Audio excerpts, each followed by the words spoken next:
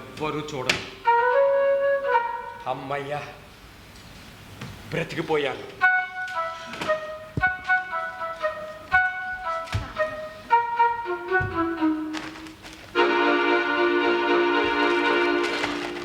ఎక్కడ దాచావమ్మా?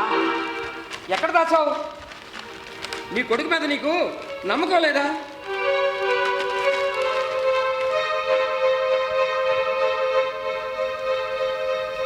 అబ్బా, ఇన్ని ముళ్ళ ఇందులో ఏదో సమ్మతకమని దాచిపెట్టినట్టు.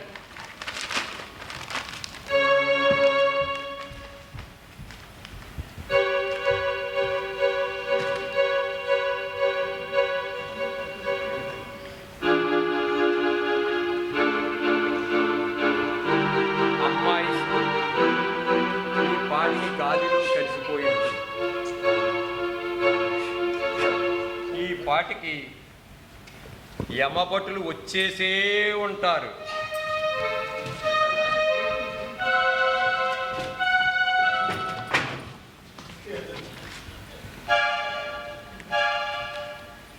ఎవరు మీరు?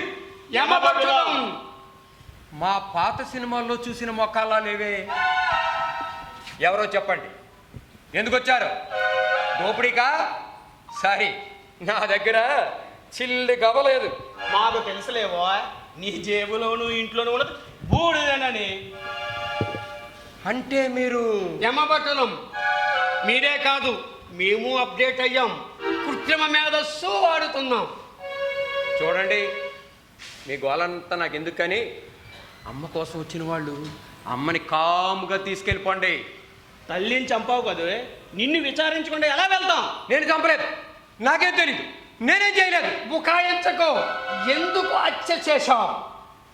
ఇదిగో, మా అమ్మకి ఉబ్బస రోగం ఉంది, ఊపిరాడక చనిపోయింది. ఓహో అలాగా, అయితే మాకు అందిన సమాచారం తప్ప.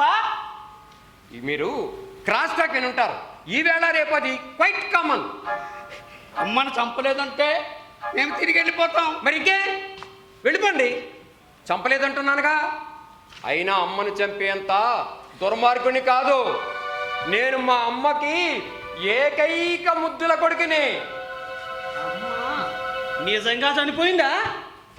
లేదు, నిద్రపోయినట్టు కనిపిస్తుంది కానీ ప్రాణం ఎప్పుడో పోయింది.